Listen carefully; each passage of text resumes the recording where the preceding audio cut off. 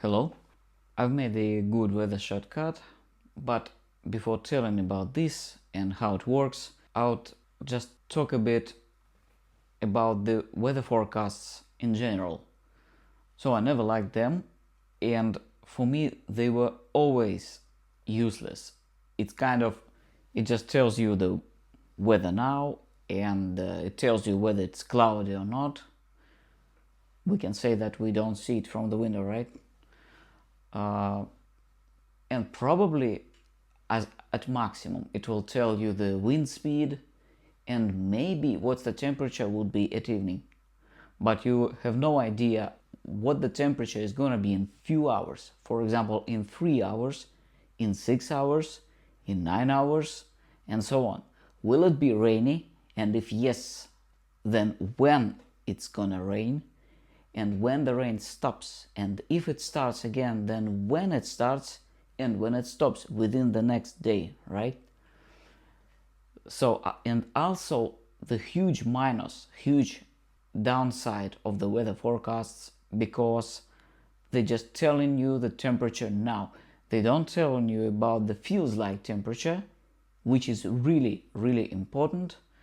And when you listen to a typical weather forecast, you're gonna be hearing like, oh, weather is cloudy, the wind speed is blah blah blah, and the temperature is blah blah blah, and that's it.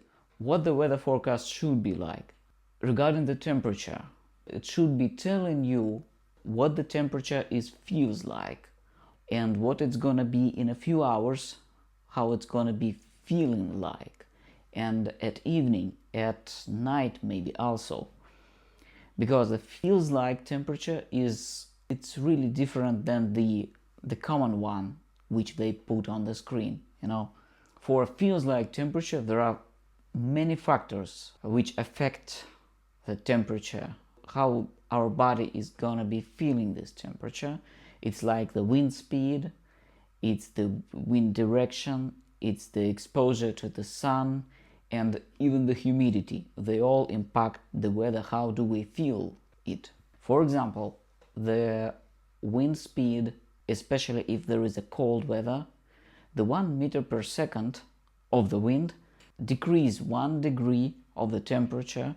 So if we have a 10 meters per second and the temperature is below 20 degrees, it will be feeling like below 30 degrees Celsius. So it's really important. The wind direction. This is really difficult because of the geographical locations, because of the wind streams, air streams, and so on. But the side from which wind is blowing is really important. If it's the ocean, then it's probably the cold one. If it's some south direction or some stream, so it might be warmer. Humidity also has its impact on the temperature. For example, when it's hot, the higher the humidity, the hotter it feels. It's because our sweat is difficult to evaporate. At the cold temperature, higher the humidity, the colder we feel it. It's like bone chilling, bone cold. Because higher the humidity, the easier for air to contact the temperature, and which is why the air reduce our temperature. And of course the sun exposure, if you are in the sun, so it's the other way you feel it. If you are not in the sun, if you are in a shadow, then it's another feeling, and so on and so on. In order to see how the temperature will be feeling like, you have to open the weather forecast app. You have to select the day for which you would like to see the feels like temperature, and then you have to tap on this. For example, on the iPhone, you have to tap on this option, viewing option, which would show you the graph of the temperature feeling like, and only then you will see the graph. And the graph itself, it's not so self-descriptive for somebody. For somebody it's okay if you are a visual one, if you like to perceive the things by your vision, okay. But for example, if you are sighted or if you are blind, then such graphs, it's not easy to get a clue of them. And which is why it would be really nice to hear about the temperature, how it feels like, what it's going to be in 3, 6, 9 hours, and especially how it will be feeling like. The same goes for the precipitations. And if there are no precipitations, then the automation should be telling you that there is no precipitations expected. And here is how the shortcut works. You can set it on the action button of your iPhone. Here I have it on my iPad. And as a default, it tells you the temperature in degrees, how it feels like now. That's it. It doesn't tell anything but that. But if you want to hear more, I made it like that you would need to put your iPhone on the iPad in a face down position like this.